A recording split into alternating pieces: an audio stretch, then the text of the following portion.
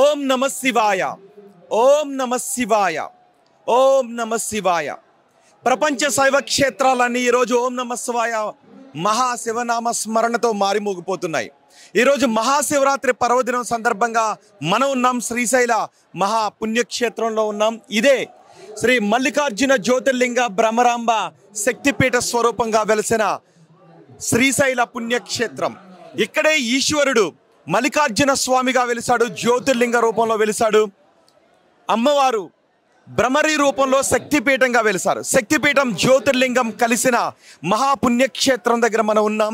ప్రపంచ శైవ క్షేత్రాలన్నీ ఈరోజు శివనామ స్మరణతో మారుమోగిపోతున్నాయి. మహాశివరాత్రికి సంబంధించి పురాణ కథలు చాలా ఉన్నాయి. సో ఏది ఏమైనా మహాశివరాత్రి పురాణ కథలు ఏం చెప్పినా ఓం నమశివాయ అనే నామస్మరణ మాత్రం ఇక్కడికి వచ్చి భక్తులంతా చేస్తుంటారు, మనస్సులో చేస్తూ ఉంటారు.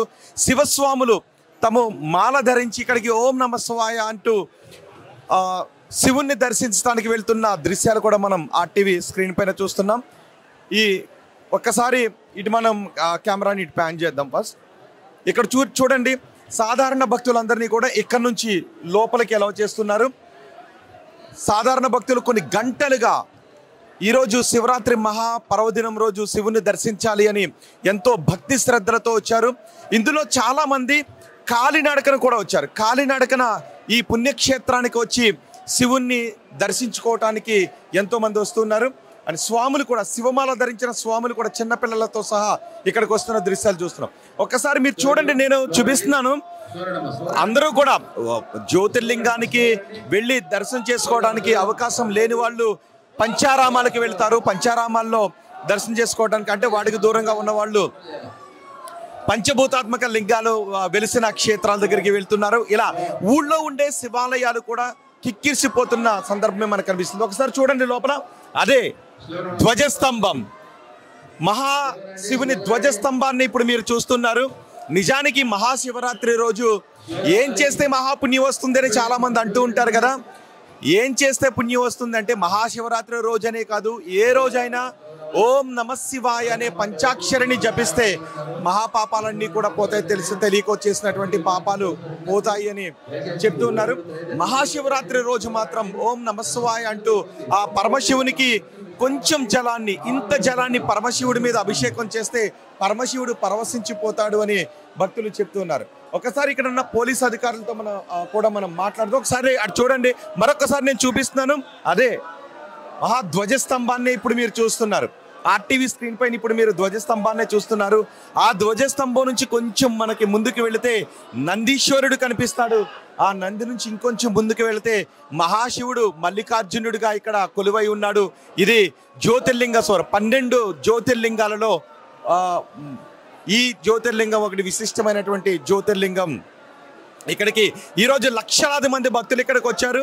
లక్షలాది మంది భక్తులు మహాశివరాత్రి రోజు శివుణ్ణి దర్శించుకోవడానికి వెళ్తున్నారు. ఒకసారి ఏర్పాట్ల గురించి పోలీస్ అధికారులతో కూడా మాట్లాడదాం, అండ్ భక్తులతో కూడా, క్యూ లైన్లో ఉన్న భక్తులతో కూడా మనం మాట్లాడదాం. ఇక్కడ ఏర్పాట్ల గురించి పోలీస్ అధికారులు మాట్లాడుతున్న దృశ్యాలు కూడా ఉన్నాయి. హలో అండి, ఏర్పాట్లు ఎలా ఉన్నాయి? భక్తులు చాలా రద్దీ పెరిగింది. ఇప్పుడే ఉదయం నుంచి రద్దీ పెరిగింది. చాలా మంది కంపార్ట్మెంట్లో వెయిట్ చేస్తున్నారు అక్కడ. సో అపార్ట్మెంట్ నిండిన తర్వాత వాళ్ళ లైన్కి క్యూ పెడుతున్నాము. ఇక్కడ 200 లైన్ 500 క్యూ లైన్ ఉంది. ఇక్కడ వచ్చే స్వామివారు ఇక్కడ వస్తున్నారు ఇక్కడ నుంచి. సో ఇక్కడ రద్దీని బట్టి మేము స్లోగా వెళ్తున్నాము. ఎవరికి ఇబ్బంది లేకుండా దర్శనం చేస్తున్నాము. ఇప్పటివరకు ఎంతమంది దర్శనం చేసుకున్నారంటారు? ఐడియా లేదు పూర్తిగా. చాలా మంది వచ్చారు. ఉదయం నుంచి చాలా రద్దీగా ఉంది. ఈరోజు మాత్రం చాలా రద్దీగా ఉంది. ఎందుకంటే పోసుకుంటే ఈరోజు చాలా రద్దీగా ఉంది. ఇబ్బంది ఏం లేదు, చాలా సాఫీ జరిగిపోతుంది. మా ఇక్కడ నుంచి వీఐపీలు ఎవరు రావడం లేదు, అక్కడ నుంచి వస్తున్నారు. ఇక్కడ నుంచి సాధారణ భక్తులు ప్లస్ 200 500 టికెట్స్ ఉన్న వాళ్ళు ఇక్కడ చేస్తున్నారు. అదేవిధంగా ఇక్కడ నుంచి మన హరిహర అక్కడ ఉంది కదా, అక్కడ చూడ శివాజీ నుంచి వస్తున్నారు. ఓవరాల్ పీస్ఫుల్ ఉంది, ఏం ప్రాబ్లం లేదు, అంతా దర్శనం చేస్తున్నాం. పోలీస్ అధికారులు భక్తులకు ఎటువంటి ఇబ్బందులు తలెత్తకుండా అన్ని ఏర్పాట్లు చేసి ఈ ఏర్పాట్లను చూస్తున్నారు. చూసారు ఒక్కసారి, ఇప్పటి వరకు ఇక్కడ ఈ లైన్ ని ఆపారు కదా, ఇది శివస్వాములు వస్తున్నటువంటి లైన్. ఇక్కడ కేవలం శివస్వాములను మాత్రమే అలౌ చేస్తారు. ఈశ్వరుని మాల ధరించి ఇన్ని రోజులు కూడా పూజలు చేసి వస్తున్న వాళ్ళు మాత్రమే ఇక్కడ అలౌ చేస్తారు. ఒకసారి నేను శివస్వాములతో కూడా మీకు మాట్లాడించే ప్రయత్నం చేస్తాను, అండ్ సాధారణ భక్తులతో కూడా మీతో మాట్లాడించే ప్రయత్నం చేస్తాను. ఒకసారి శివభక్తులు కొద్దిసేపు వెళ్ళిన తర్వాత ఈ లైన్ ఆపుతారు. ఈ లైన్ ఆపిన తర్వాత మళ్ళీ వేరే లైన్లో ఉన్న వాళ్ళని అలౌ చేస్తారు. సో ఇక్కడ ఒక లైన్ ఆపిన తర్వాత నేను కొంతమంది శివస్వాములతో మాట్లాడిస్తాను. మనం ఇప్పుడు శివస్వాముల దగ్గరికి వెళ్దాం. స్వామి ఎక్కడి నుంచి వచ్చారు? బేతపూడి బాపట్ల నుంచి. ఇది బాపట్ల మండలం బేతపూడి. బాపట్ల నుంచి. ఓకే. ఎన్ని రోజులు మాల? 41 రోజు స్వామి. 41 రోజు. 41 రోజులు. 41 రోజు దీక్ష. 41 రోజులు దీక్ష. ఎలా వచ్చారు ఇక్కడికి? బస్సుకి. బస్సులో వచ్చారు. Train bus. ఓకే. ఎన్ని గంటలకు రీచ్ అయ్యారు? ఎన్ని గంటల లైన్ పట్టింది మీకు? మాకు 2 గంటలు పట్టింది స్వామి. 2 గంటల లైన్ పట్టింది. ఓకే. అంతా హ్యాపీ. బాగానే ఉంది. మీరు ఎక్కడి నుంచి వచ్చారు? మేము కర్నూలు డిస్ట్రిక్ట్ డ్యూటీ. మీరు సేవ డ్యూటీలో ఉన్నారు. ఓకే. శివస్వామి శివుని మాల వేసుకుని మీరు డ్యూటీ చేస్తున్నారు. ఓకే. మేము కర్నూలు డిస్ట్రిక్ట్ నుంచి వచ్చాము. కర్నూలు డిస్ట్రిక్ట్, ఆలూరు మండలం. మీరు ఎక్కడి నుంచి వచ్చారు? బాపట్ల స్వామి. ఇరుముడి ప్రత్యేకత ఏంటి స్వామి? ఇడిముడి ఉంటేనే మాకు దేవుడు కరుణించేది. సో మన ఇంకా వెనకంతా కూడా చాలా లైన్ ఉంది. శివస్వాములను ఇక్కడ ఓన్లీ శివస్వాములు మాత్రం. శివస్వాములు. ఓకే. ఎలా ఉంది డ్యూటీ? ఫ్రీగానే ఉంది సార్. నార్మల్గా వెళ్తుంది. దర్శనాలు బాగా ఫ్రీగా జరుగుతున్నాయి. బాగానే ఉంది. ప్రస్తుతానికి ఇప్పుడు ఏం లేదు సార్. మనం ఇక్కడ చూస్తున్నాం ఈశ్వరుని మాల వేసుకున్న శివస్వాములను మాత్రం ఇక్కడ నుంచి ఎలా చేస్తున్నారు. అండ్ ఇక్కడ ఈ పూలతో కూడా మనం చూడొచ్చు. ఈ పూల మండపాన్ని ఇక్కడ అందంగా అలంకరించారు. మహాశివరాత్రి పర్వదినం సందర్భంగా భక్తులకు ఎలాంటి ఇబ్బందులు తలెత్తకుండా ఇక్కడ కూడా కొంచెం మంది భక్తులతో మాట్లాడదాం. మీరు ఎక్కడి నుంచి వచ్చారు? గూడూరు సార్. గూడూరు నుంచి. ఎలా వచ్చారు? పెచ్చరుకి వచ్చినాం సార్. పెచ్చరు నుంచి ఇట్లా వచ్చారా? లేదు సార్, ఇక్కడ భోజనాలు పెట్టడానికి వచ్చినాం పెచ్చరు. ఇక్కడ నుంచి చిన్న పిల్లల్ని కూడా. ఎక్కడి నుంచి వచ్చానా? ఓకే. ఓం నమః శివాయ. ఓం నమః శివాయ. ఓం నమః శివాయ. ఓం నమః శివాయ. మేము హైదరాబాద్ నుంచి వచ్చాము. సేవకు వచ్చాము. సోమవారం వచ్చాము. శుక్రవారం వరకు 7 days. ఎప్పుడు వస్తుంటారా? ప్రతి సంవత్సరం వెంకటాపురం నుంచి నడుస్తాం. మళ్ళీ ఉగాదికి నడుస్తాం. ఇక్కడికి మహిళలు కూడా వచ్చారు, సేవకు వచ్చారు. సేవ చేయడానికి వచ్చారు. వారం రోజుల పాటు నుంచి ఇక్కడే ఉన్నారు. ఇప్పుడు మీరు సేవలో ఇక్కడ డ్యూటీలోనే ఉన్నారా? దర్శనానికి డ్యూటీ అండి. దర్శనానికి వెళ్తున్నాం. మహిళలు కూడా సేవలో పాల్గొన్నారు. ఇక్కడ వారం రోజుల నుంచి సేవలోనే ఉన్నారు. ఇప్పుడు ఈ లైన్ వదిలిన దృశ్యాలు కూడా మనం చూస్తున్నాం. ఎక్కడ చూసినా కూడా ఈ మహాపుణ్య క్షేత్రంలో శివనామ స్మరణతో మారుమోగిపోతుంది. ఇప్పుడు మీరు లోపల చూస్తున్నారు కదా, లోపల మీరు ధ్వజస్తంభాన్ని చూస్తూ ఉన్నారు. శివస్వాములు ఓం నమః శివాయ అంటూ ఓం నమః శివాయ, ఓం నమః శివాయ, ఓం నమః శివాయ, ఓం నమః శివాయ, ఓం నమః శివాయ, ఓం నమః శివాయ, ఓం నమః శివాయ, ఓం నమః శివాయ, ఓం నమః శివాయ పంచాక్షరితో మొత్తం ఈ శివక్షేత్రం అంతా కూడా మారుమోగుతున్నాయి. చిన్నపిల్లలను కూడా తీసుకొచ్చారు. ఎన్ని గంటల సమయం పట్టినా కూడా భక్తి శ్రద్ధలతో ఇక్కడే ఉన్నామని చెప్తున్నారు. ఎక్కడి నుంచి వచ్చారు?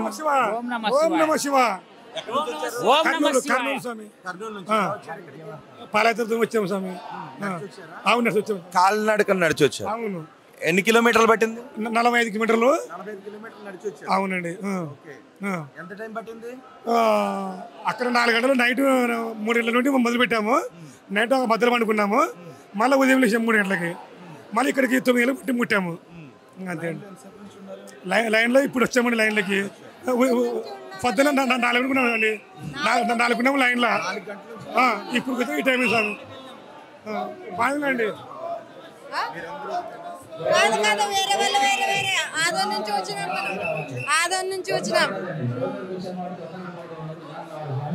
మీరు ఎక్కడి నుంచి వచ్చారమ్మా? కర్నూలు నుంచి. నడిచి వచ్చారా? నడిచి వచ్చాను సార్. నడిచి వచ్చారా? ఎంత టైం పట్టింది?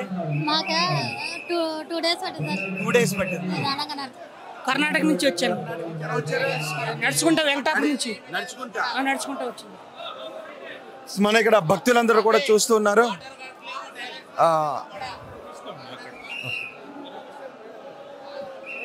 ఇక్కడ శివస్వాములు ఇటు నుంచి సాధారణ భక్తులను అలౌ చేస్తున్నారు.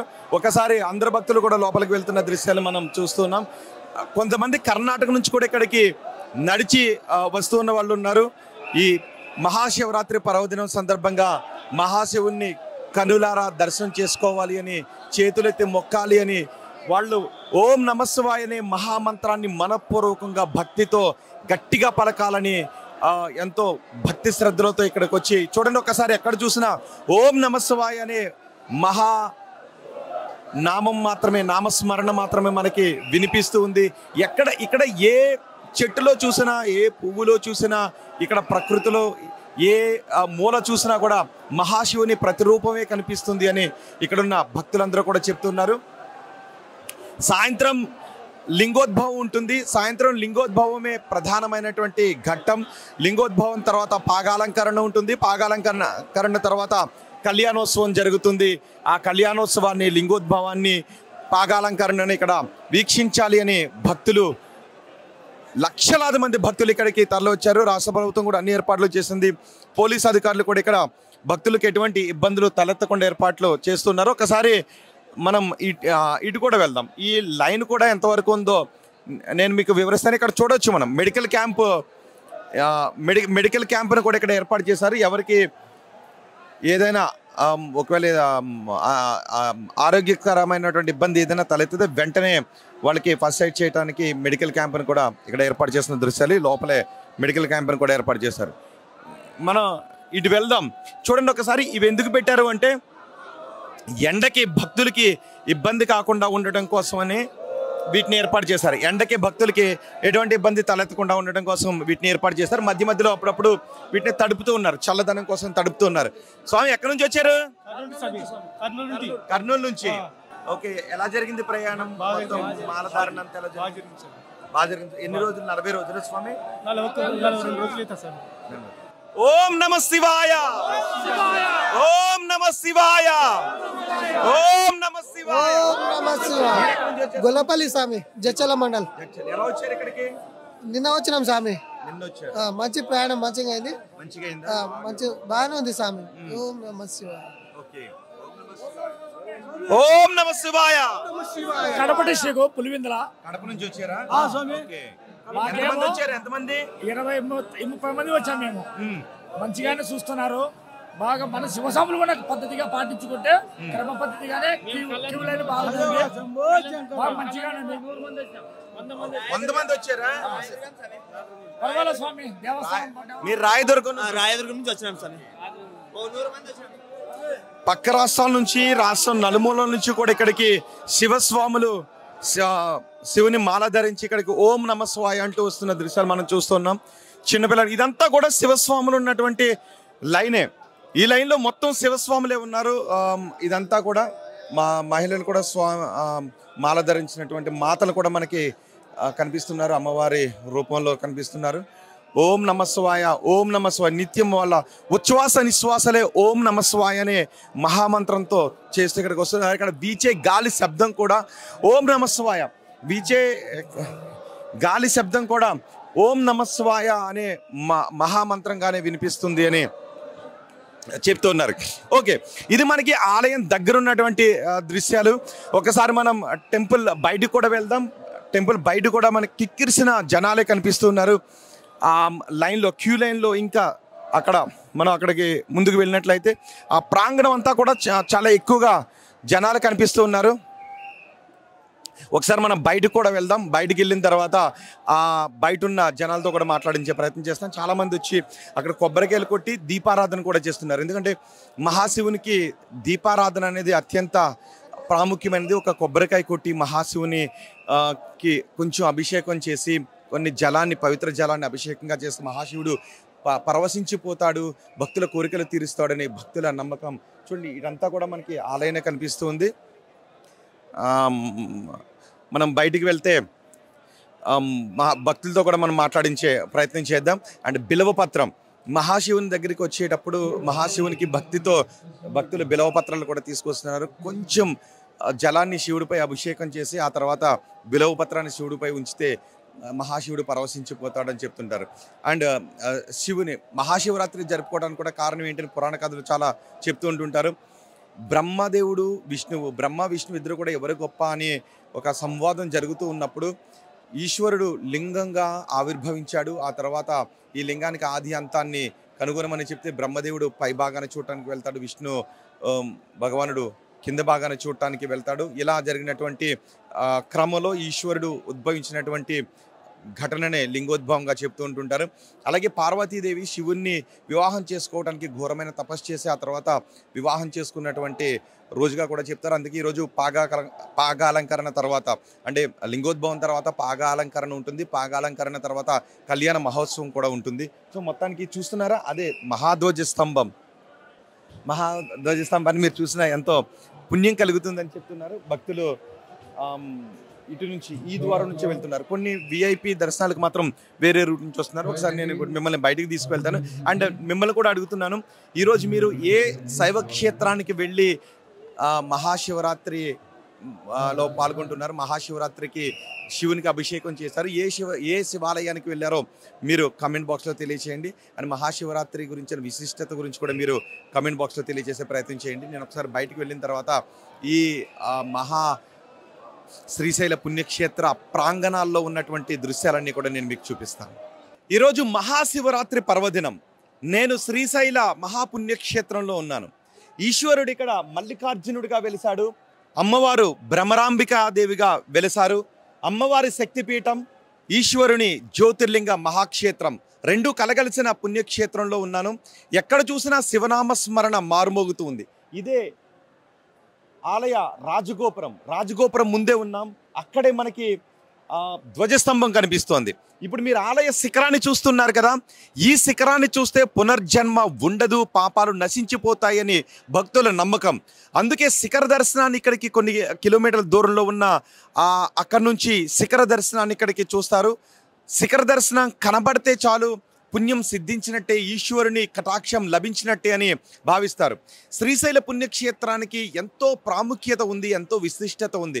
ఇక్కడికి వచ్చి ఓం నమశివాయ అని మీరు అంటే నేరుగా పరమశివుడికి వినబడుతుంది, పరమశివుడే పలుకుతాడు అని. సో ఇక్కడ ఇంతవరకు నేను మహాశివరాత్రి పుణ్యక్షేత్రానికి భక్తులు ఏమనుకుంటున్నారు, ఎక్కడి నుంచి వచ్చారు, ఈ వివరాలని చెప్పాను.